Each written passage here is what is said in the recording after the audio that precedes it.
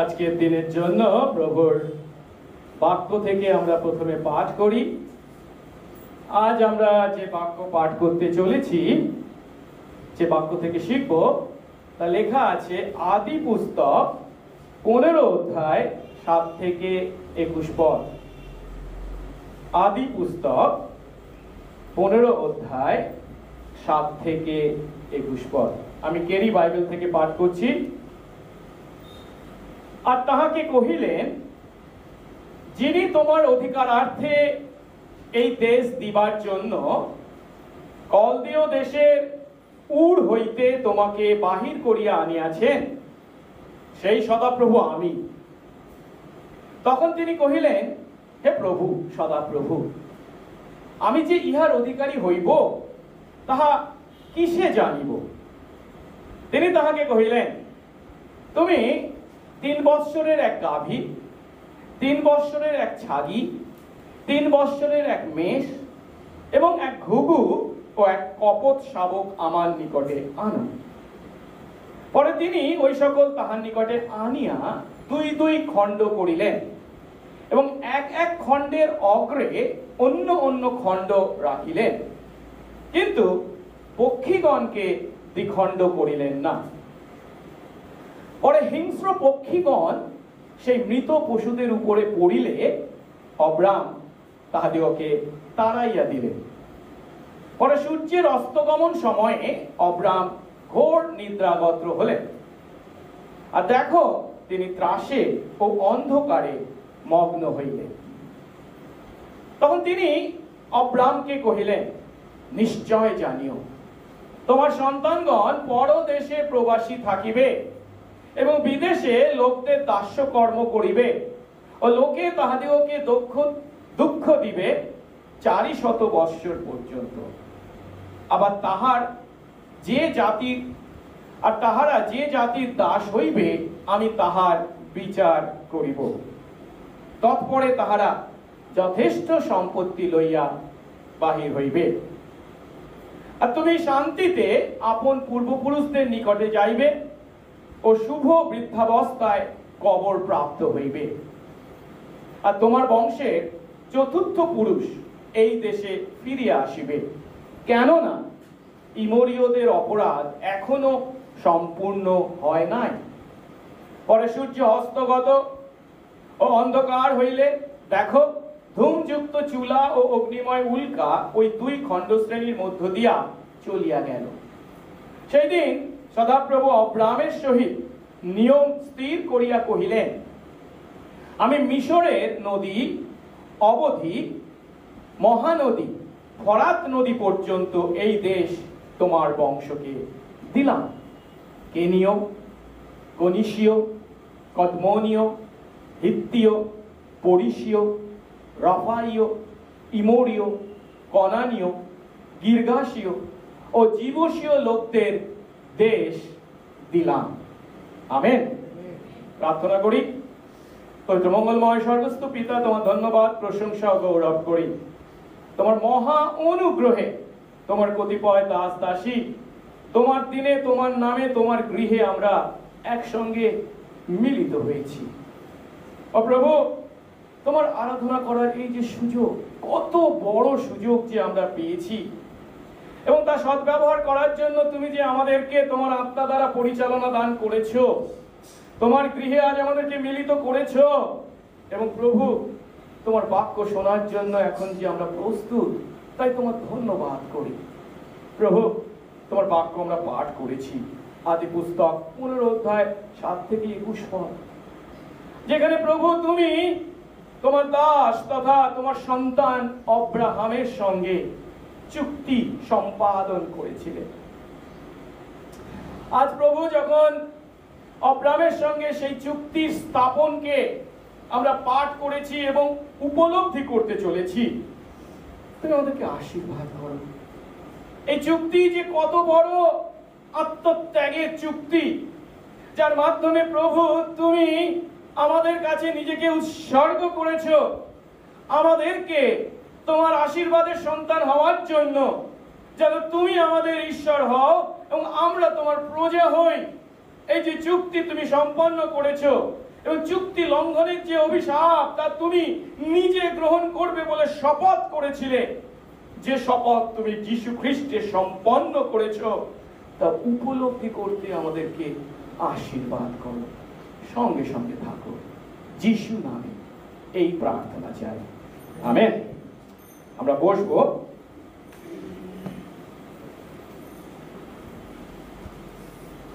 আমরা গত 2 সপ্তাহ নতুন নিয়ম থেকে শিখেছি খেজুর পাতা রবিবার ছিল এবং পুনরুত্থানের রবিবার ছিল, কিন্তু তার আগে আমরা আদি পুস্তক থেকে শিখছিলাম, তাই আজ আবার আমরা আদি পুস্তকে ফিরে এসেছি। এর আগে আমরা আদি পুস্তক 15 অধ্যায় 1 থেকে 6 পদে বিশ্বাস দ্বারা যে অব্রাহাম ধার্মিক গণিত হয়েছিলেন তা শিখেছিলাম।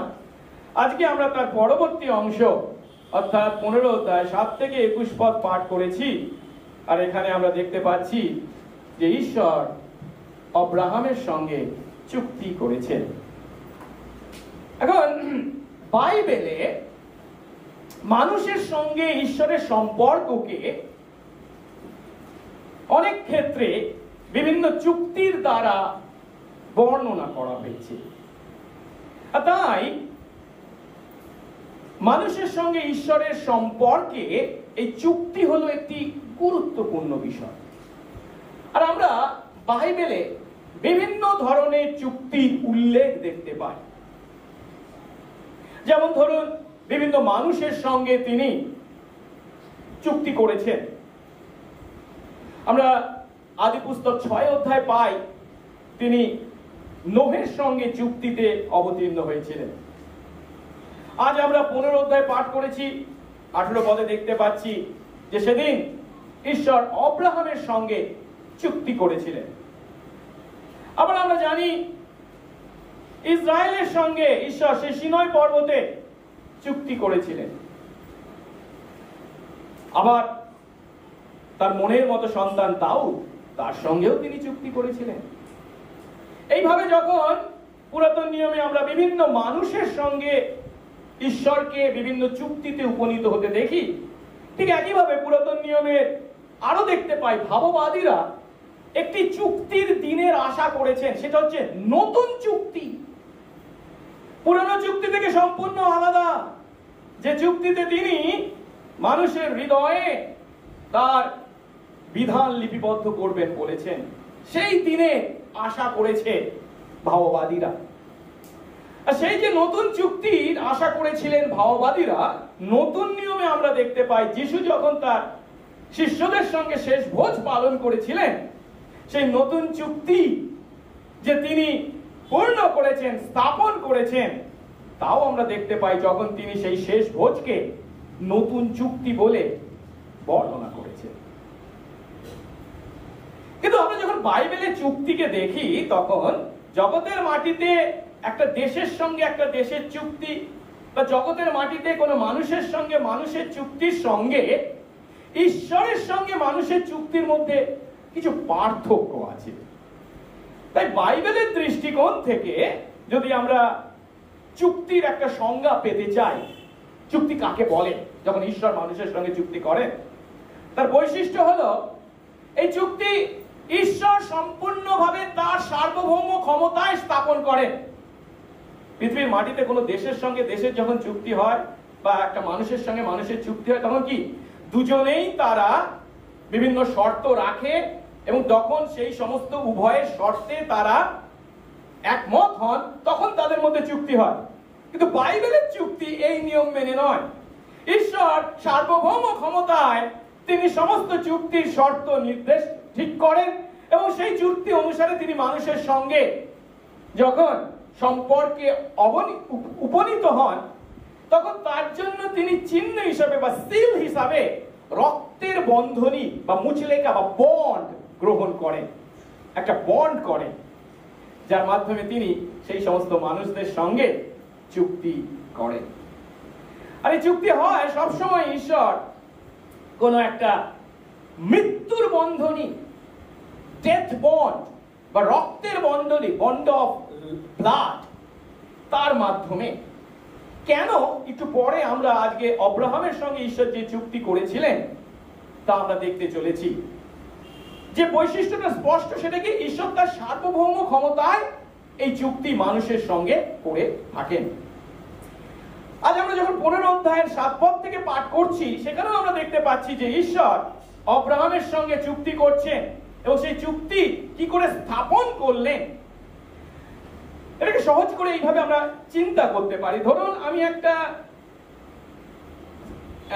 সম্পত্তি কিনতে চলেছি, একটা জমি কিনতে চলেছি বা একটা বাড়ি কিনতে চলেছি, তার মালিক আছে, সে মালিকের সঙ্গে ক্রেতা এবং বিক্রেতার মধ্যে কি হবে, একটা চুক্তি হবে এবং সেই চুক্তির জন্য একটা কি দলিল তৈরি করা হবে, যে দলিলে লেখা থাকবে কার কাছ থেকে কে কিনছে, কত টাকা দিয়ে এবং কি কি শর্ত তার মধ্যে রয়েছে।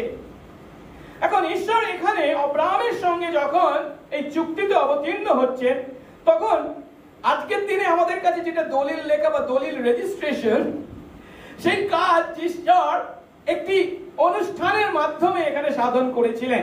অনুষ্ঠানটা একটু পরে আমরা দেখব, যখন পশুদেরকে দুটুকরো করে রাখা হয়েছে এবং তার মধ্যে দিয়ে হেঁটে যাওয়াকে আমরা দেখতে পাবো।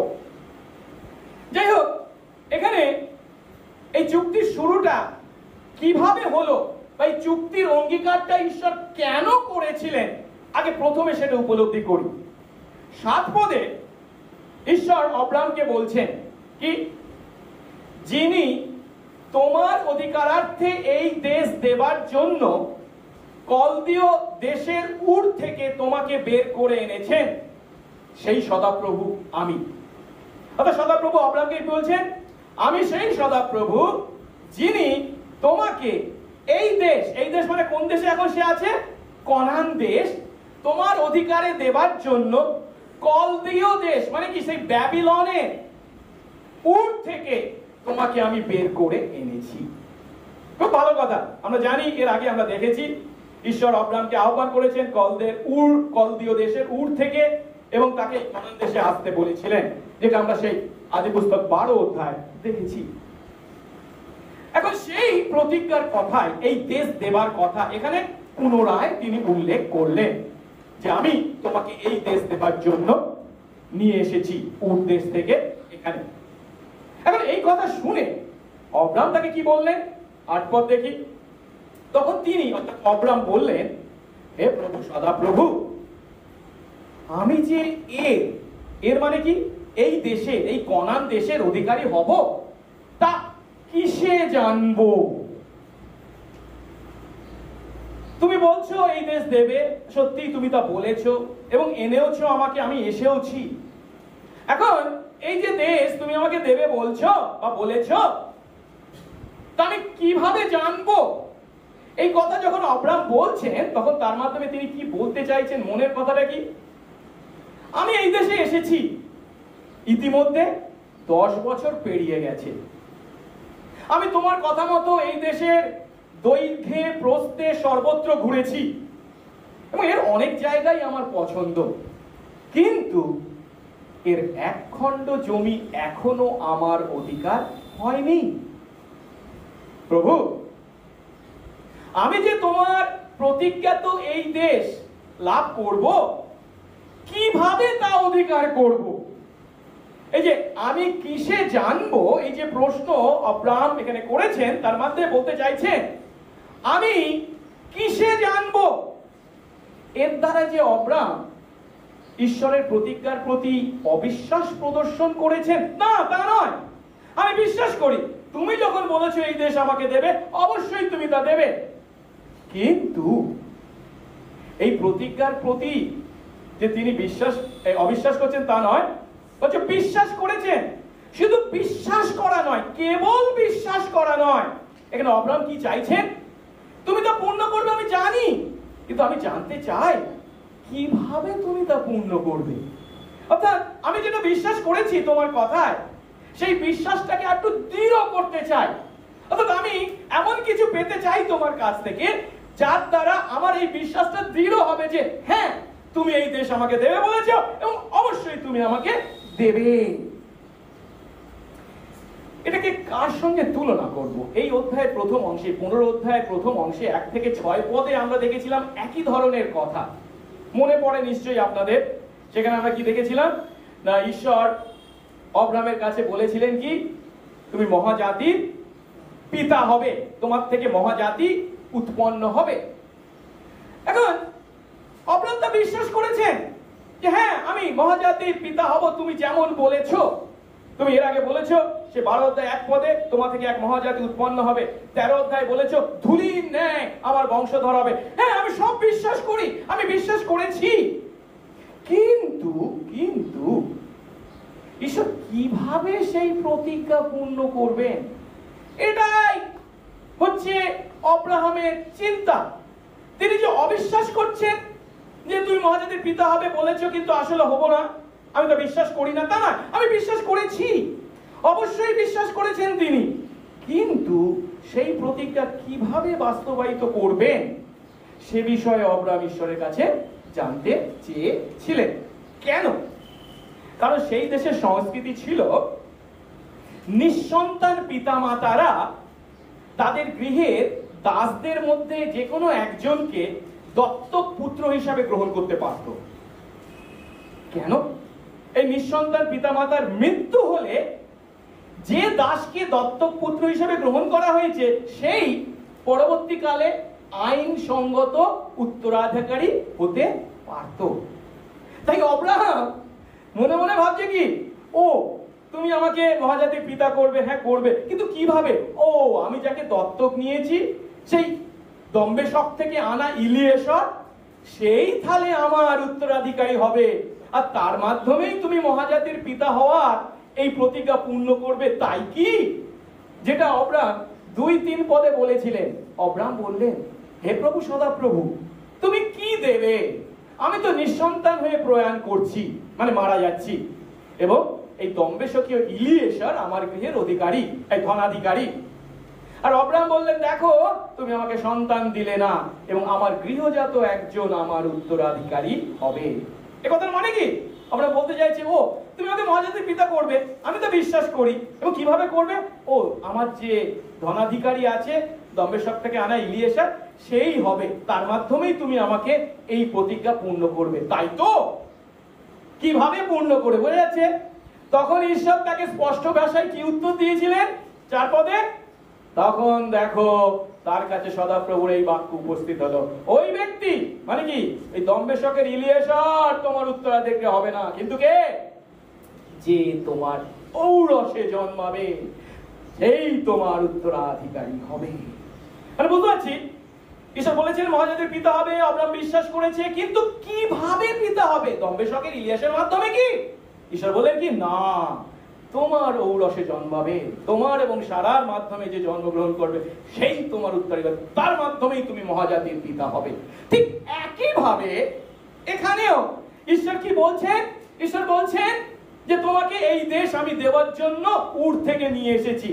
অব্রাহাম বলতে চাইছে, ভালো কথা, ঈশ্বর দত্ত দেশের যে অধিকার বা সেই প্রতিজ্ঞা করা হয়েছে অব্রাহাম বিশ্বাস করেছেন, কিন্তু এই যে দেশ তুমি আমাকে দেবে বলছো, এই যে প্রতিজ্ঞা তুমি করেছো, যে প্রতিজ্ঞা আমি বিশ্বাস করেছি, সেই প্রতিজ্ঞাটা তুমি কিভাবে পূর্ণ করবে? অব্রাহাম এখানে সেইটা জানতে চাইছেন। অর্থাৎ কোন পদ্ধতিতে তুমি তোমার এই প্রতিজ্ঞা, এই দেশ আমাকে দেওয়ার প্রতিজ্ঞা পূর্ণ করবে? ঈশ্বর কি করলেন? পদ্ধতির কথা তুমি জানতে চাইছো, কিসে তা জানবো তুমি আমাকে প্রশ্ন করেছো। ঈশ্বর তার মহা অনুগ্রহে অব্রাহামের সেই ইচ্ছা পূর্ণ করলেন। কিভাবে? না, তিনি অব্রাহামের কাছে চুক্তির অঙ্গীকার করলেন। তার প্রতিজ্ঞাকে নিশ্চিত আকারে তুলে ধরতে তিনি এই চুক্তি বন্ধনী, কভনেন্ট বন্ড তার সঙ্গে স্থাপন করলেন। অর্থাৎ সহজ কথায়, তুমি এমন একটা কিছু চাইছো যার দ্বারা নিশ্চিত হতে চাইছো, তোমার বিশ্বাসকে দৃঢ় করতে চাইছো যে হ্যাঁ, ঈশ্বর যখন বলেছেন এই দেশ আমাকে দেবেন, আমার বংশধরদেরকে দেবেন, তা তিনি অবশ্যই দেবেন। তুমি নিশ্চয়তা চাইছো, ঠিক আছে, তোমার সেই বিশ্বাসকে নিশ্চয়তা দেওয়ার জন্য আমি নিজে তোমার সঙ্গে অঙ্গীকারের চুক্তিতে অবতীর্ণ হতে চলেছি। এই যে আমি বলছি, ঈশ্বর তাকে একটা চুক্তির বন্ধনী দিয়েছিলেন, কভনেন্ট বন্ড তাকে দিয়েছিলেন। এটা যে সেই সময়কার পৃথিবীতে মানুষদের অজানা ছিল তা নয়, তাদের কাছে খুবই এটা পরিচিত একটি ঘটনা ছিল। তখনকার দিনে মধ্যপ্রাচ্যে বা এনসিয়েন্ট নিয়ার ইস্ট বলা হয়, মানে প্রাচীন নিকট প্রাচ্যে, ওই কনান বা তার পার্শ্ববর্তী দেশগুলিতে বিভিন্ন ধরনের চুক্তির প্রচলন ছিল। ধরুন একটা উদাহরণ হচ্ছে কি, কোন একটা বড় বা শক্তিশালী দেশের রাজা কি করতেন, একটা দুর্বল বা ছোট দেশের রাজার সঙ্গে চুক্তি করতে পারতেন। কি চুক্তি হতো সেখানে? তাই ছোট দেশ যদি অন্য কোনো দেশের দ্বারা আক্রান্ত হতো, তাহলে এই বড় দেশ কি বলতো, আমার সৈন্যরা গিয়ে তোমাকে রক্ষা করবে, সুরক্ষা দেবে, ও বিষয়ে তুমি নিশ্চিন্ত থাকো। এখন ছোট দেশের রাজার কি বা ছোট দেশের দায়িত্ব থাকতো কি, তার জন্য সেই বড় রাজ্যের রাজার প্রতি বা সেই দেশের প্রতি অনুগত থাকতে হতো, বাধ্য থাকতে হতো, এবং অনেক ক্ষেত্রে বছর বছরের রাজস্ব বা কর দিতে হতো। এটা হচ্ছে সেই সময়কার প্রচলিত কি বলা যেতে পারে একটি চুক্তি, রাজার সঙ্গে রাজার, একটা দেশের রাজার সঙ্গে আরেকটা দেশের রাজার। আবার দ্বিতীয় ধরনের আরেকটা চুক্তি ছিল, অনেক চুক্তি ছিল। একটা ছিল কি, না কোন রাজা তার রাজ্যের কোন প্রজার সঙ্গে চুক্তি করতে পারতেন। সেই প্রজা যদি খুব অনুগত, তার সেবাকারী বাধ্য প্রজা হতো, এবং সেই বিশ্বস্ত প্রজার তার সেবার প্রতি পুরস্কার হিসাবে রাজা কি করতে পারতেন, একটা জমি তাকে উপহার দিতে পারতেন, এবং তখন তার সঙ্গে একটি চুক্তি তিনি স্থাপন করতে পারতেন। এখন আজ যখন আমরা এই 15 অধ্যায়ে অব্রাহামের সঙ্গে ঈশ্বরের চুক্তিকে দেখতে পাচ্ছি, এটাকে এই দুটো চুক্তির মধ্যে কোন চুক্তির সঙ্গে আমরা তুলনা করতে পারি? দ্বিতীয় চুক্তিটির সঙ্গে, যেখানে ঈশ্বর রাজা হয়ে তার প্রজা অব্রাহামের সঙ্গে একটি চুক্তিতে অবতীর্ণ হচ্ছেন। অব্রাহামের বিশ্বস্ততায় তিনি আনন্দ পেয়েছেন, তার বিশ্বাসে তাকে ধার্মিক গণিত করেছেন, সঙ্গে সঙ্গে কি করছেন, তাকে পুরস্কার হিসাবে জমি দেওয়ার একটি চুক্তিতে অবতীর্ণ হচ্ছেন। সেই জমিটা কি, এই কনান দেশ। তাই 7 পদের শেষ অংশে কি বলা হয়েছে, আমি সেই সদাপ্রভু যে তোমাকে এই দেশ অধিকারে দেওয়ার জন্য কলদীয় দেশের উর থেকে তোমাকে বের করে এনেছি। মানে আমি রাজা এবং তুমি আমার প্রজা, এবং আমাদের মধ্যে আমরা এই চুক্তি করতে চলেছি, এবং এই জমি দেওয়ার জন্য তোমার সঙ্গে চুক্তি স্থাপন করছি, বা তোমাকে তোমার এই বিশ্বাস, সেই নিশ্চয়তা দানের জন্য এই চুক্তিতে আমরা প্রবেশ করছি। এখন যদি আজকের দিনে এমন একটা ঘটনা ঘটে, ধরুন বাবা ছেলেকে বলছে আমি তোকে এটা দেব, কি দেব, এই বাড়িটা দিয়ে যাবো। ছেলে বলতেই পারে তুমি যে সত্যিই দেবে, আমি বিশ্বাস করছি তুমি দেবে, তুমি যখন বলছো নিশ্চয়ই দেবে, কিন্তু আমি এটা একটু কি বলে বিশ্বাসটাকে নিশ্চিত করতে চাই, করলে কিছু ভালো হয় না। তখন বাবা কি বলবে, স্ট্যাম্প পেপার নিয়ে আয়, কলম নিয়ে আয়, আমি নিজে লিখে দিচ্ছি, সাইন করে দিচ্ছি, এবার এটাকে কি বলে রেজিস্ট্রি করার ব্যবস্থা করি, ইত্যাদি ইত্যাদি, তাই নয় কি? বাবা কি বলবে, স্ট্যাম্প পেপার নিয়ে আয়, পেন নিয়ে আয়। এখানে আমরা দেখতে পাচ্ছি ঠিক একই ঘটনা ঘটেছে।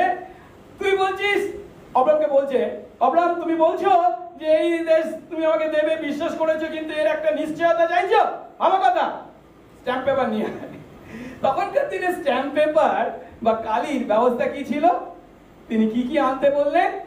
তিনি তাকে বললেন তুমি 3 বছরের একটি গাভী, 3 বছরের একটি ছাগি, 3 বছরের একটি মেষ, একটি ঘুঘু ও একটি কপস সাপক আমার কাছে আন। আমাদের কাছে অবাক লাগছে, কোথায় স্যার, এটা খাতা পেন্সিল তো নয়, এখানে গাভী, ছাগি, মেষ, ঘুঘু, পায়রা নিয়ে আসতে বলছেন, ব্যাপারটা কি? হ্যাঁ, আমাদের কাছে এটা হয়তো অবাক ঠেকতে পারে, কিন্তু তখনকার দিনে কোন একটি বিষয়ে নিশ্চিত চুক্তি সাধিত করবার জন্য এটাই ছিল নিয়ম বা উপায়। কি করা হতো এখানে? এই যে পশুদেরকে আনতে বলা হয়েছে 9 পদে, এবং সেগুলোকে অব্রাহাম এনেছে। আচ্ছা, এরপর ঈশ্বর কি অব্রাহামকে বলে দিয়েছে এবার কি কর, বলা হয়েছে কি? অব্রাহাম কিন্তু কিছু বলেনি। ঈশ্বর কিন্তু অব্রাহামকে কিছু বলেননি যে এইটা কর, ওইটা কর, সেইটা কর। কিন্তু অব্রাম এনেই করছে কেন? এই পশুগুলোকে এনে কি করতে হবে অব্রামের তা ভালো করে জানা ছিল, তাই কোনো বিশদ ব্যাখ্যা বা বর্ণনা করা হয়নি। কারণ সেই সময়ে এই প্রাচীন নিকট প্রাচ্যে মানে কনান এবং তার পার্শ্ববর্তী দেশগুলিতে দুই পক্ষের মধ্যে যখন কোনো চুক্তি সম্পাদিত হতো, এটাই ছিল চুক্তি সম্পাদনের একটি পদ্ধতি। কি করা হতো? এই যে পশুগুলোকে আনতে বলা হয়েছে, প্রথমে এই পশুগুলোকে দ্বিখণ্ডিত করা হতো। দ্বিখণ্ডিত মানে কি? ডাইসেক্ট মানে কি? এইখান থেকে একেবারে মানে অর্ধেক করা হতো, অর্ধেক অর্ধেক, মানে এদিকটাও যতটা ভাগ যাবে এদিকটাও ততটা ভাগ যাবে, ঠিক মধ্যখান থেকে একেবারে চেরা হতো। তারপরে কি করা হতো? এই যে চেরা হয়েছে একটা ভাগ এই পাশে রাখা হতো, আরেকটা ভাগ এ পাশে রাখা হতো। এখানে কাদেরকে আনতে বলা হয়েছে? একটি গাভীকে, একটি ছাগিকে, একটি মেষকে, মানে কি তাদেরকে মধ্যখান থেকে কি করা হবে? এবার চেরা হয়েছে মানে দু টুকরো করা হয়েছে। গাভীর একটা টুকরো এদিকে রাখা হয়েছে, আর একটা টুকরো এদিকে রাখা হয়েছে। একটা টুকরো কি বলে মেষের একটা রাখা হয়েছে এদিকে, এদিকে রাখা হয়েছে, এবং একটা ছাগির একটা টুকরো এদিকে রাখা হয়েছে, এদিকে রাখা হয়েছে, মানে একটা পথ তৈরি হয়েছে। আর তার সঙ্গে যে কপট শাবকগুলোকে আনা হয়েছিল সেগুলোকে বধ করা হয়েছে, তাদেরকে কিন্তু দ্বিখণ্ডিত করা হয়নি। এরপর কি হতো? তখনকার দিনে যদি এই দুপক্ষের মধ্যে যখন শর্তে দুপক্ষ রাজি হতো, তারপর কি করা হতো? এইভাবে সাজিয়ে রাখবার পর প্রথম পক্ষ এবং দ্বিতীয় পক্ষ উভয়েই তাদের মধ্যে দিয়ে হেঁটে যেত। কেন? এর মাধ্যমে তারা কি প্রকাশ করত? এর মাধ্যমে যে সত্যটা তারা প্রকাশ করত সেটা কি? কোন কারণে দুপক্ষের মধ্যে এক পক্ষ যদি এই চুক্তিকে লঙ্ঘন করে, এই চুক্তিকে ভেঙে ফেলে, তার পরিস্থিতিটা কেমন হবে? এই পশুগুলোকে যেমন দ্বিখণ্ডিত করা হয়েছে, দুটুকরো করা হয়েছে, তাদেরও দ্বিখণ্ডিত করা হবে। মানে কি? এই চুক্তি লঙ্ঘনের শাস্তি কি? মৃত্যু। দ্বিখণ্ডিত করা মানে কি? সে বেঁচে থাকবে? মৃত্যু। এই ছিল তখনকার দিনের নিয়ম দুই পক্ষের মধ্যে চুক্তি সাধনে। যখন দুই পক্ষই সেই শর্তে রাজি হতো, তখন উভয় পক্ষকেই তাদের মধ্য দিয়ে হেঁটে যেতে হতো। এখন সেই রীতি বা সেই প্রচলিত রীতি মেনে অব্রাম কি করেছে? 10 পদে বলা হয়েছে, পরে তিনি ওই সকল তার কাছে এনে, ওই সকল মানে ওই গাভী, তারপর মেষ এবং ছাগি এবং কপত এবং ঘুঘুকে এনে দুই দুই খণ্ড করলেন এবং এক এক খণ্ডের আগে অন্য অন্য খণ্ড রাখলেন, কিন্তু পাখিদেরকে দুই খণ্ড করলেন না। এরপর 11 পদে বলা হয়েছে, পরে হিংস্র পাখিরা সেই মৃত পশুদের উপর পড়লে অব্রাম তাদের তাড়িয়ে দিলেন। একটা বিষয় এখানে আমরা উপলব্ধি করতে পারছি, সেটা হচ্ছে কি, যখন এইভাবে মরা পশুদেরকে রাখা হয়েছে তাদের টুকরোগুলোকে মাটির উপর, তাদেরকে খাবার জন্য কারা এসেছে? হিংস্র পশু, হিংস্র পাখি। হিংস্র পাখি মানে কারা? শকুন জাতীয় পাখিরা এসেছে। আর তখন অব্রাম তাদেরকে তাড়িয়ে দিলেন। এর থেকে আমরা যে বিষয়টা উপলব্ধি করতে পারি সেটা কি? সেটা হচ্ছে এই চুক্তি যখন অব্রাম এবং ঈশ্বরের মধ্যে সাধিত হচ্ছে, ঈশ্বর তার সার্বভৌম ক্ষমতায় সম্পূর্ণভাবে তা সাধন করছেন। এই চুক্তি যখন স্থাপিত হচ্ছে, ঈশ্বর কি অব্রামকে জিজ্ঞাসা করেছে, আচ্ছা আমি তোর সঙ্গে যখন চুক্তিতে অবতীর্ণ হচ্ছি, তোর কিছু বলার আছে, একটু বল তো আমি শুনি? তার কিছু কোনো কথা শুনেছেন? না।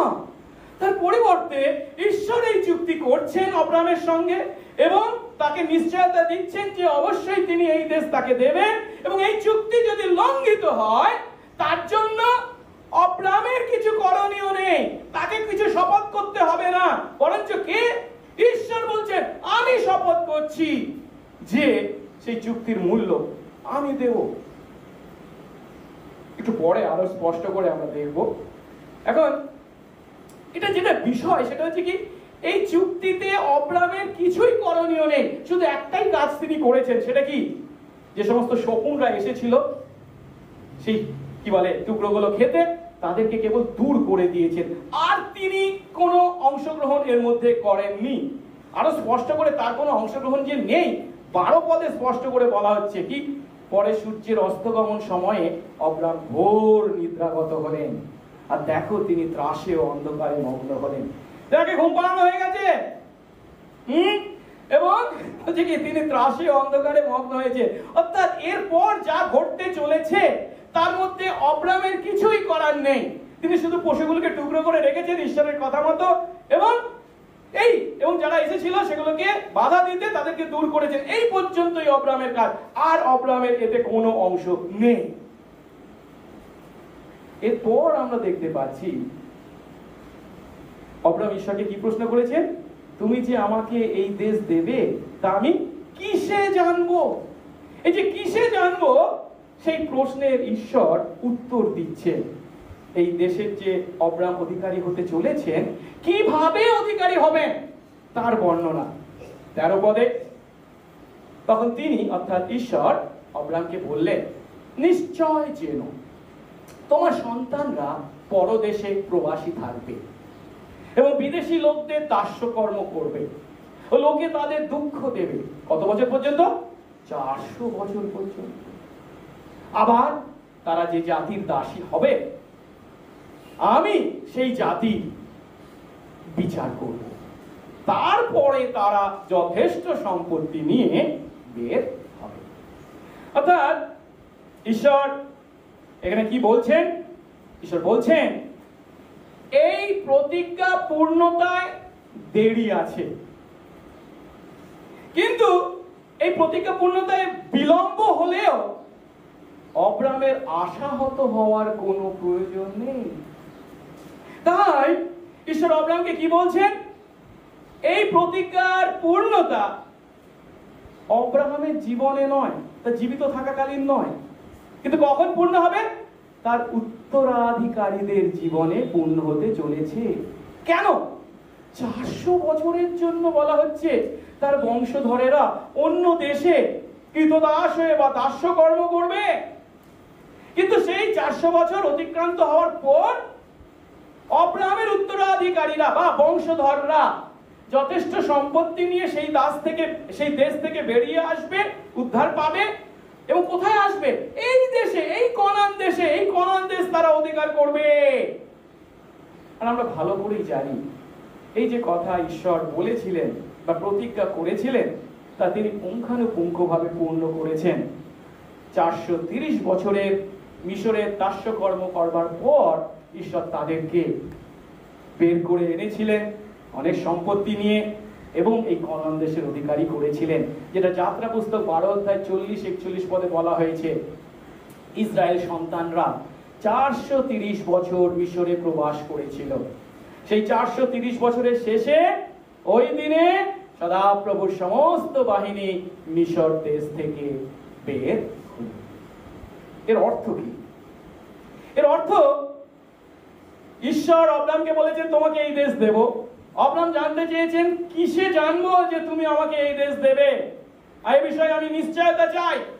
আর ঈশ্বর বলছেন কিভাবে পাবি? আচ্ছা ঠিক আছে, আমি বলছি।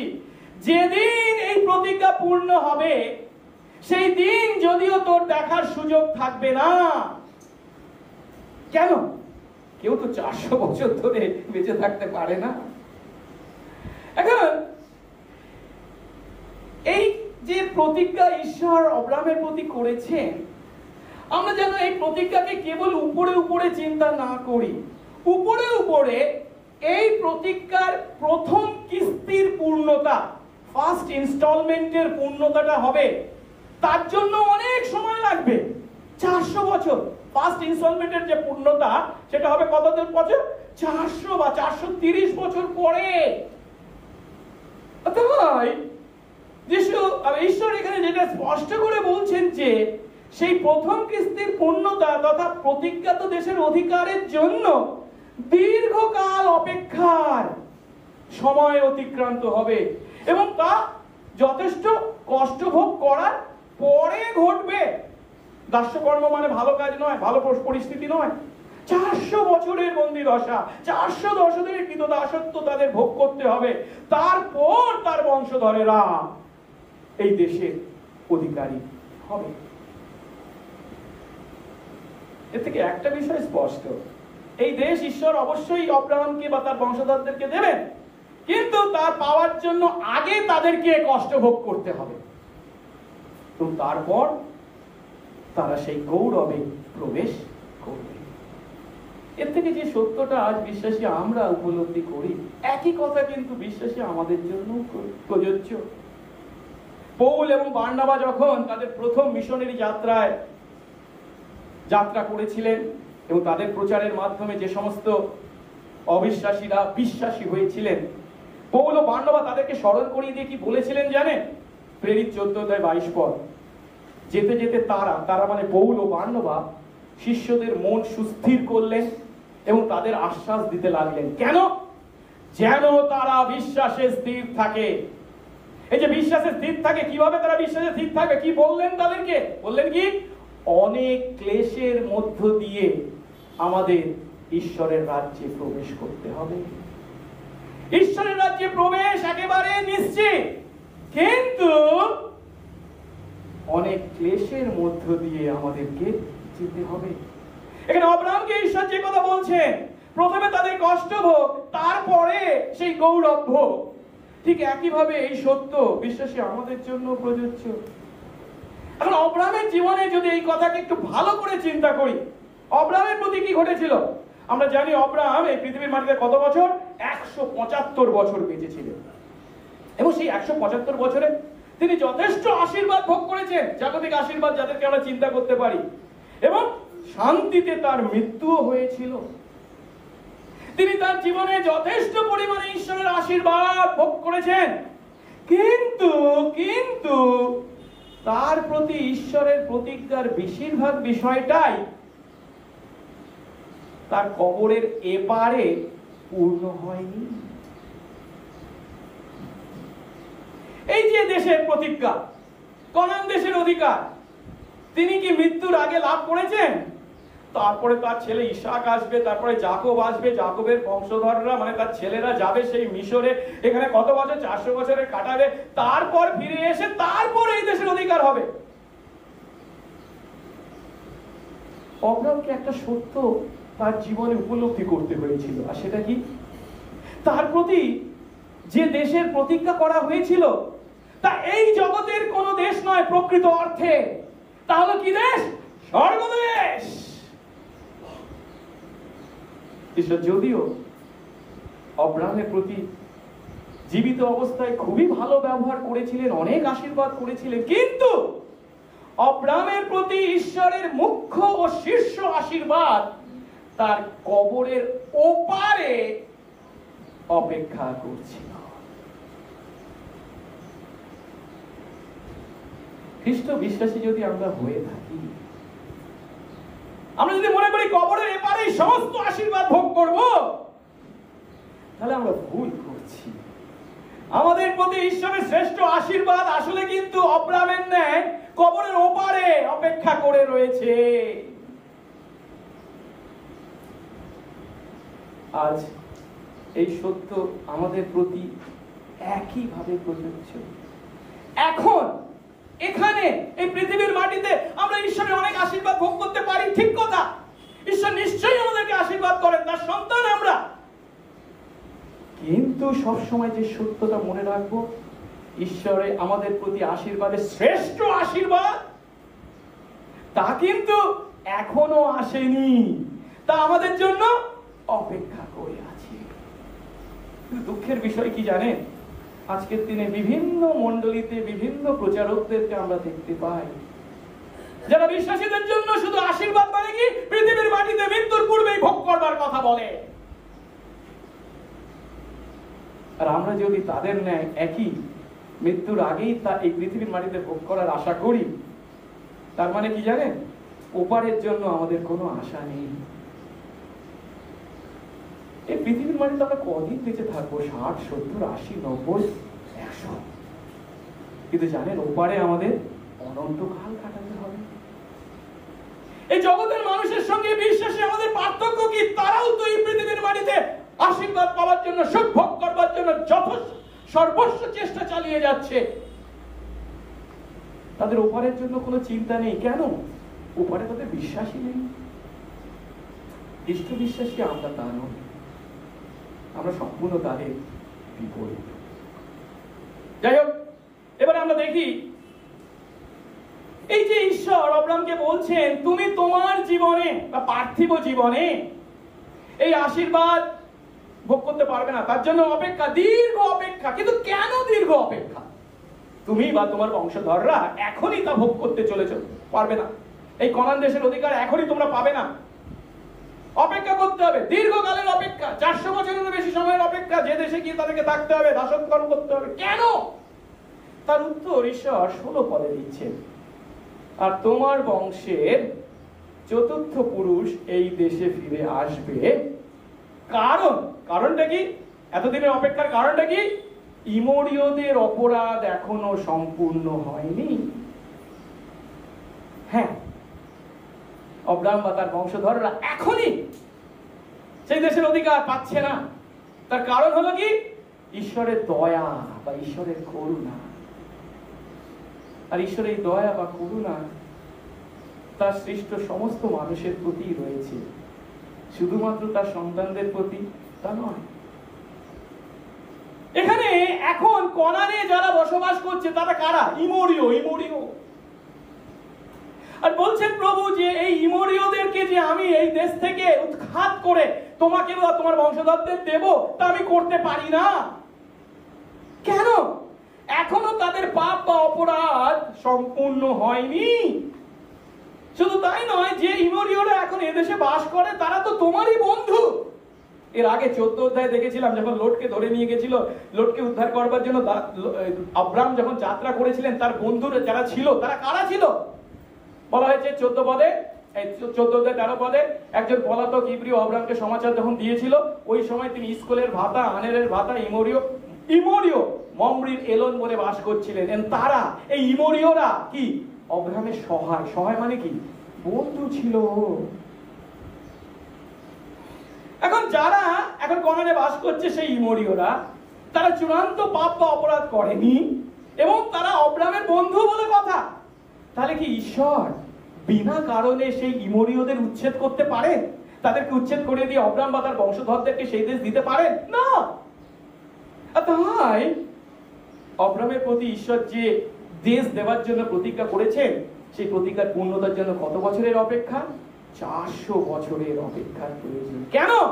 এই 400 বছর পর এই ইমোরীয়দের অপরাধ এমন মাত্রায় পৌঁছাবে যে ঈশ্বর তাদের এই দেশ থেকে উচ্ছেদ করতে বাধ্য হবে। এবং ইতিহাস তো আমাদেরকে বলে, ইতিহাস আমাদের কাছে সাক্ষ্য দেয়, এই ইমোরীয়দের দুষ্টতা উত্তরোত্তর বৃদ্ধি পেয়েছিল। শুধু প্রতিমা পূজা নয়, জঘন্য অনৈতিক জীবনযাত্রায় তারা মত্ত হয়েছিল।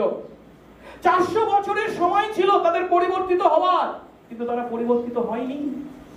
যদিও তাদের মধ্যে শালোমের রাজা মলকিসেদকের ন্যায় পরাৎপর ঈশ্বরের যাজকের উপস্থিতি ছিল, তবুও তাদের মধ্যে পরিবর্তন ঘটেনি।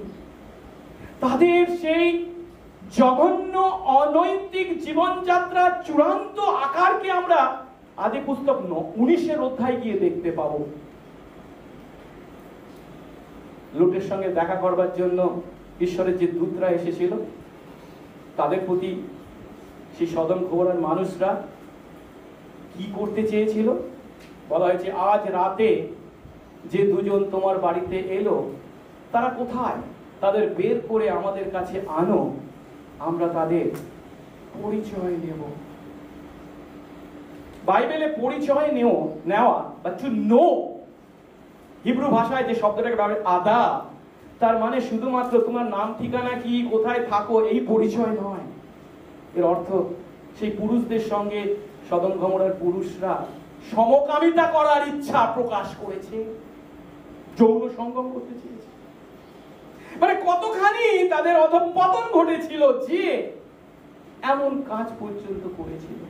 কিন্তু তারপরেও পরিবর্তিত হওয়ার সময় ঈশ্বর দিয়েছিলেন 400 বছরেরও বেশি সময়, কিন্তু তারা পরিবর্তিত হয়নি। আর তাই ইমোরীয়দের অপরাধ যখন পূর্ণ মাত্রায় পৌঁছাবে, তখন ঈশ্বর আব্রাহামের বংশধরদেরকে এই দেশে অধিকার দেবে। যাই হোক, এরপর আবার আমরা চুক্তিতে ফিরে আসি। একটু আগে আমি বলেছিলাম চুক্তির সময় কি করা হতো, সেই পশুদেরকে দ্বিখণ্ডিত করা হতো এবং তাদের মধ্যে দিয়ে দুই পক্ষ হেঁটে যেত, তাই তো? কিন্তু ঈশ্বর যখন আব্রাহামের সঙ্গে এই চুক্তি করলেন তখন কি ঘটলো দেখি তো 17 পদে।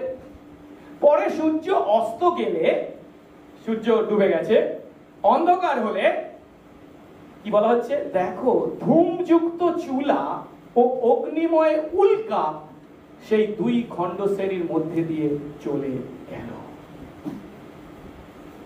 কি গেল? একটু আগে আমি কি বলেছিলাম, যখন রাখা হতো তখন কি দুই পক্ষ তাদের মধ্যে দিয়ে হেঁটে যেত, তাই তো? কিন্তু এখানে আব্রাহাম যখন ঈশ্বরের সঙ্গে, ঈশ্বর এবং আব্রাহামের সঙ্গে এই চুক্তি হচ্ছে, তাদের মধ্যে দিয়ে কি হেঁটে গেছে? ধূমযুক্ত চুলা এবং অগ্নিময় উল্কা। এখন এই ধূমযুক্ত চুলা বা অগ্নিময় উল্কার মাধ্যমে কাকে নির্দেশ করা হয়েছে? কোন বিষয়কে নির্দেশ করা হয়েছে? আমরা পুরাতন নিয়ম যখন পাঠ করি আমরা জানি ঈশ্বর যখন সে মিদিয়ন প্রান্তরে মোশিকে দেখা দিয়েছিলেন তখন কি ঘটনা ঘটেছিল? জ্বলন্ত ঝোপে ঈশ্বর মোশিকে দেখা দিয়েছিলেন। ঝোপ জ্বলছে কিন্তু পুড়ে ছাই হচ্ছে না। আবার ঈশ্বর যখন ইসরায়েলের সঙ্গে সিনাই পর্বতে মিলিত হয়েছিলেন, ইসরায়েল জাতির কাছে যখন তিনি এসেছিলেন, সেই সিনাই পর্বতের মাথায় কি বলেছিল?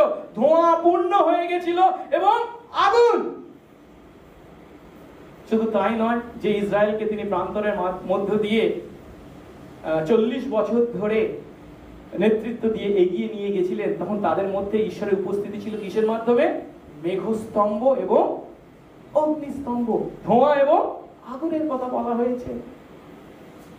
অর্থাৎ এখানে যখন বলা হচ্ছে যে তাদের মধ্যে দিয়ে ধূমযুক্ত চুলা এবং অগ্নিময় উল্কা বা ধোঁয়া বা আগুন চলে গেল, তার মানে কি?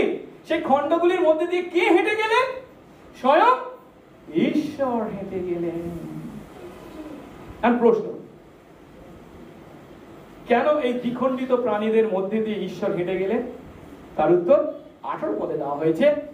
সেই দিন সদাপ্রভু আব্রাহামের সঙ্গে চুক্তি স্থাপন করলেন।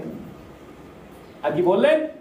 মিশরের নদী, মহানদী থেকে, মিশরের নদী থেকে মানে নীল নদ থেকে মহানদী, এখানে মহানদী মানে হচ্ছে ইউফ্রেটিস নদী, আরো উত্তরে এই যে দীর্ঘ অঞ্চল, এই সমস্ত অঞ্চলের উপর তোমার দেশ, তোমার বংশকে আমি অধিকার দিলাম।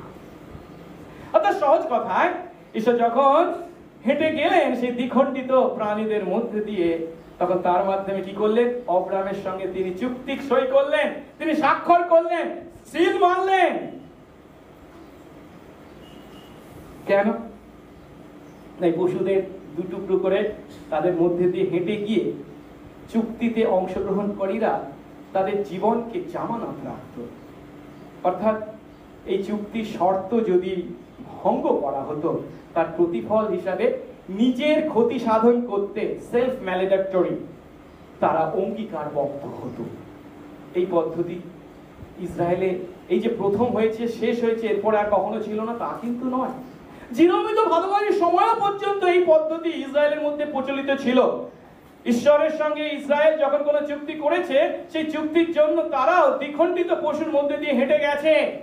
একটা উদাহরণ আমি দিচ্ছি, যদি জিরমীয় 34 অধ্যায় 17 থেকে 20 পদ পাঠ করি, সেখানে বলা হয়েছে, এই জন্য সদাপ্রভু এই কথা বলেন, তোমরা নিজের নিজের ভাইয়ের ও প্রতিবেশী মুক্তি ঘোষণা করতে আমার বাক্যে অবধান করনি।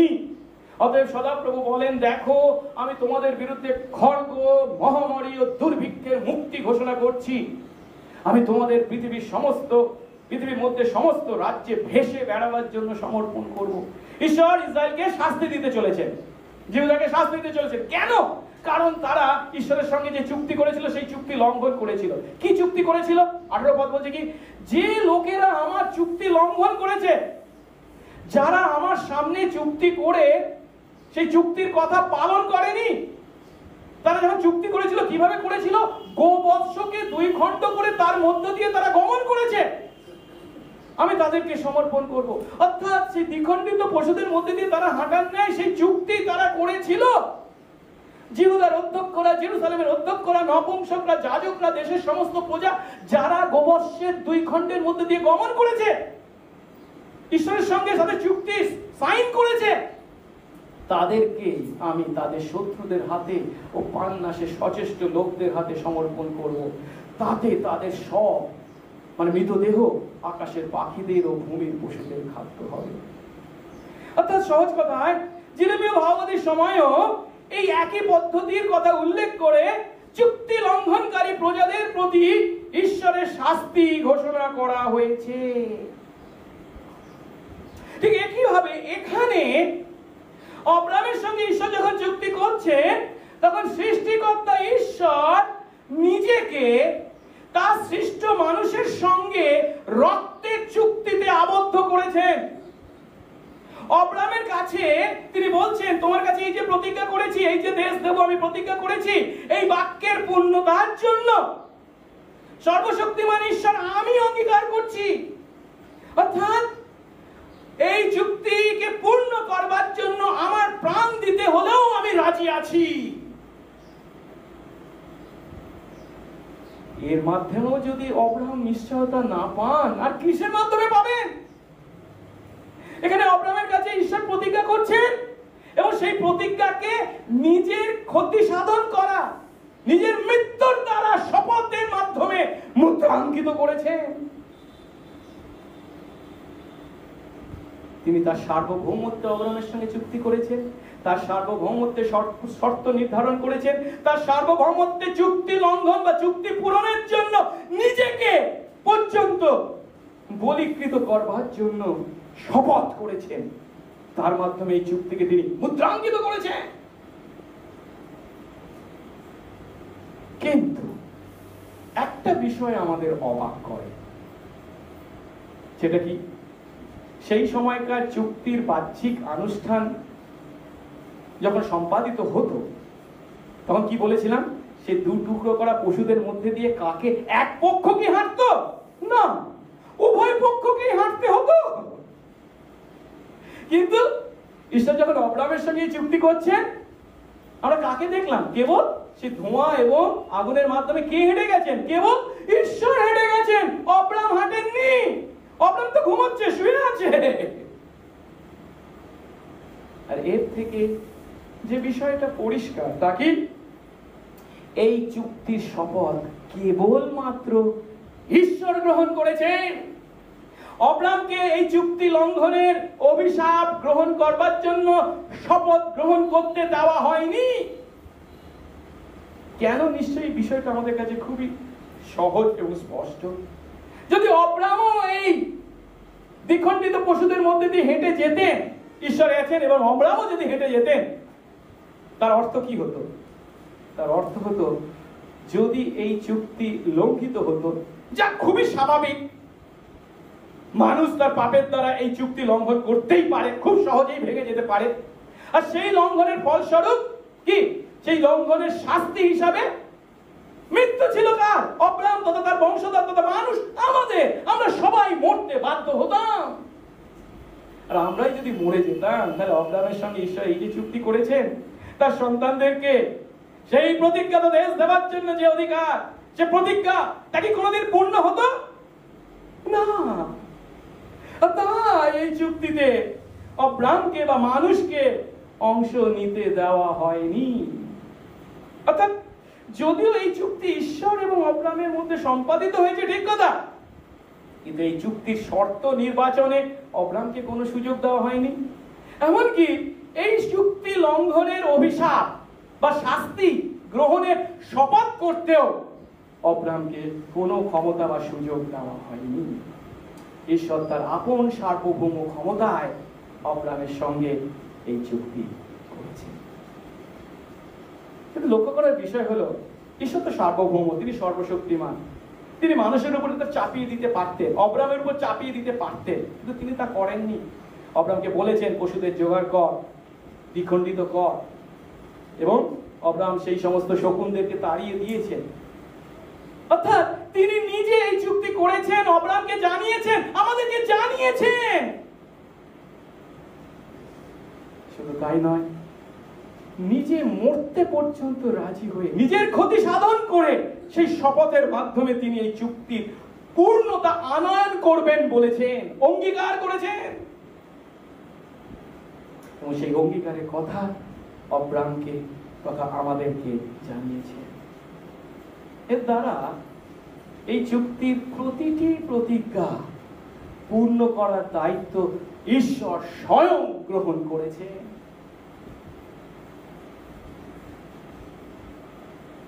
অব্রাহাম প্রশ্ন করেছিল, আমি কিসে জানব, আমি কি করে এর নিশ্চয়তা পাবো যে তুমি আমাকে এই দেশ দেবে? ঈশ্বর তাকে কি বলছেন? ঈশ্বর এই চুক্তি করার মাধ্যমে, এর মধ্যে দিয়ে হেঁটে যাওয়ার মাধ্যমে, আমি এই প্রতিজ্ঞা করেছি, সর্বশক্তিমান সার্বভৌম ঈশ্বর আমি এই প্রতিজ্ঞা করেছি যে মৃত্যুর প্রয়োজন হলেও আমি এই চুক্তির প্রতিজ্ঞা সকল পূর্ণ করব। অব্রাহামের বংশধরদের সঙ্গে আমি যে সম্পর্কের প্রতিজ্ঞা করেছি সেই সম্পর্ককে জোড়া লাগাতে আমি এই পশুদের মতো ছিন্ন হব।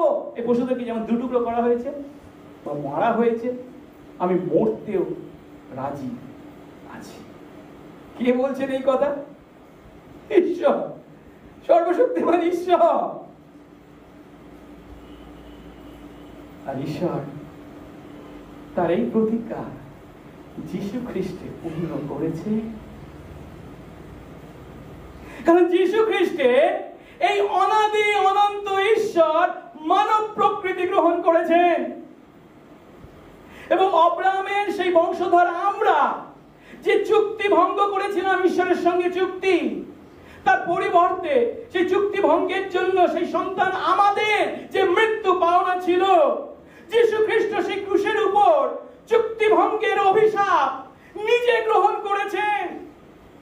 সেই চুক্তি ভঙ্গের অপরাধে অপরাধী আমরা যেন এই চুক্তির আশীর্বাদ লাভ করি।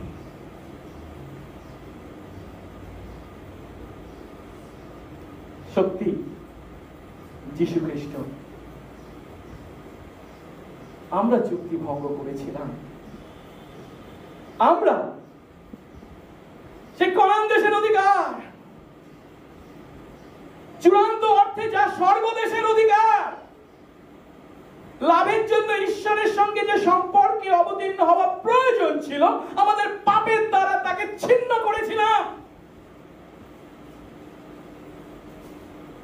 কিন্তু যীশু আমাদের পাপের শাস্তি গ্রহণ করেছেন যেন ঈশ্বর আমাদের ঈশ্বর হন এবং আমরা সেই ঈশ্বরের প্রজা হই।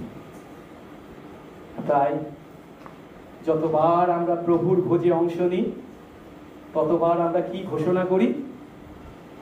ঈশ্বর, অনাদি অনন্ত ঈশ্বর মানুষ হয়ে আমাদের পাপের জন্য চূর্ণ হলেন যেন তার সঙ্গে আমাদের সম্পর্ক পুনরায় স্থাপিত হয়। চুক্তি ভঙ্গের অভিশাপের যে শাস্তি আমাদের পাওনা ছিল, সেই পাওনা তিনি আমাদের দেননি। কেন? তিনি নিজে গ্রহণ করবেন বলেছেন। অব্রাহামকে হেঁটে যেতে হয়নি, তিনি নিজে হেঁটে গেছেন, তিনি তা পূর্ণ করেছেন। সেই অভিশাপের বলি হিসাবে যীশু খ্রিস্ট তার রক্তকে এবং শরীরকে উৎসর্গ করেছে, তার দেহকে ছিন্ন ভিন্ন করা হয়েছে যেন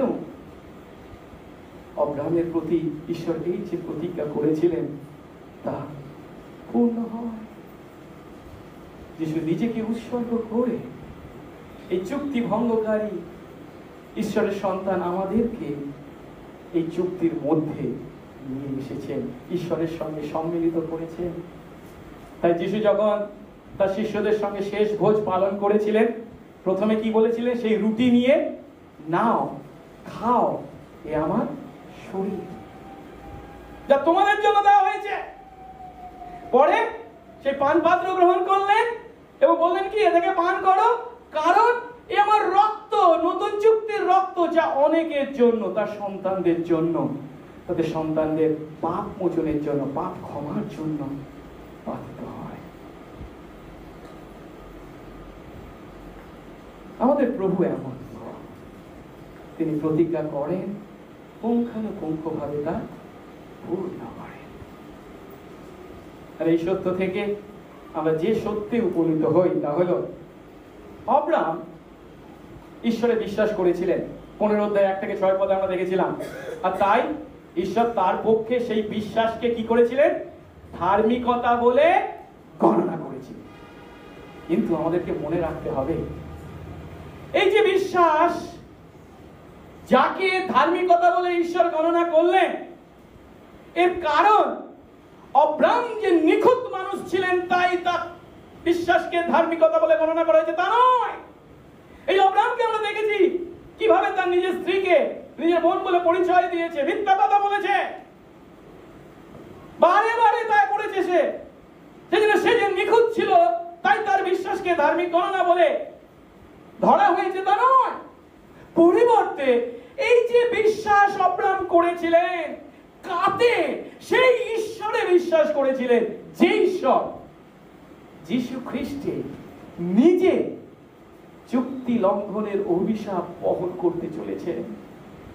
শুধু তাই নয়, আব্রাহাম সেই ঈশ্বরে বিশ্বাস করেছিলেন যে ঈশ্বর যীশু খ্রিস্টে তার সন্তানদের পরিবর্তে নিখুঁত জীবন যাপন করতে চলেছে, যা আমরা কেউ যাপন করতে পারি।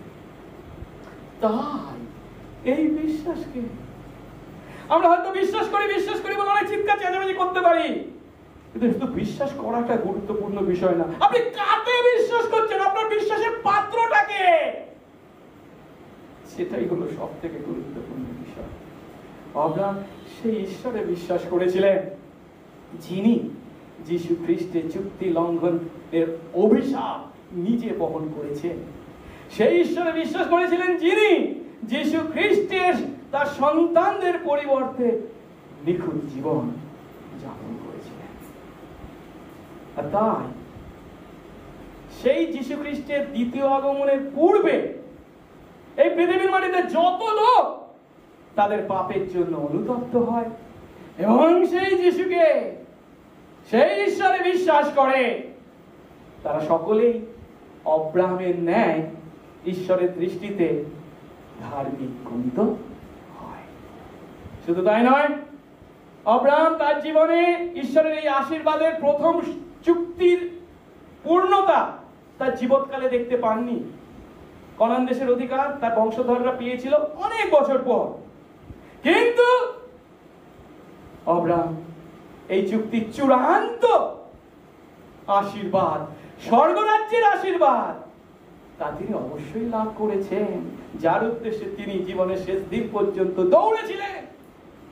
তাই আজ যতজন আমরা খ্রিস্ট বিশ্বাসী আছি, আমাদের পাপের জন্য অনুতপ্ত হয়েছি, আব্রাহামের ন্যায় সেই ঈশ্বরে বিশ্বাস করেছি, আমরা সবাই আব্রাহামের আধ্যাত্মিক সন্তান। আর তাই আমরাও আব্রাহামের ন্যায় সেই প্রতিজ্ঞাত স্বর্গদেশের অধিকার সম্বন্ধে পেয়েছি নিশ্চয়তা। এই পৃথিবীর মাটিতে হয়তো ঈশ্বরের অনেক আশীর্বাদ আমরা পেয়ে থাকতে পারি, অনেক আশীর্বাদ তার কাছে পাওয়ার জন্য প্রার্থনাও করেছি, অনেকটা পেয়েছি, হয়তো কিছুটা পাইনি, কিন্তু তার জন্য মনোদুঃখ করার কোনো প্রয়োজন নেই। আমরা জানি কবরের এপারে যে সমস্ত আশীর্বাদ পেয়েছি তার তুলনায় অনেক বেশি আশীর্বাদ, শ্রেষ্ঠ আশীর্বাদ, শীর্ষ আশীর্বাদ কবরের ওপারে আমাদের জন্য অপেক্ষা করে রয়েছে। যা আব্রাহামের জীবনে পূর্ণ হয়েছে, আমাদের জীবনে পূর্ণ হতে চলেছে। আসুন প্রার্থনা করি। মঙ্গলময় স্বর্গস্থ পিতা, তোমার ধন্যবাদ করি আজ তোমার বাক্যের মাধ্যমে তুমি আমাদেরকে সেই সত্য উপলব্ধি দিলে যে তুমি নিজে তোমার সার্বভৌমত্বে আব্রাহামকে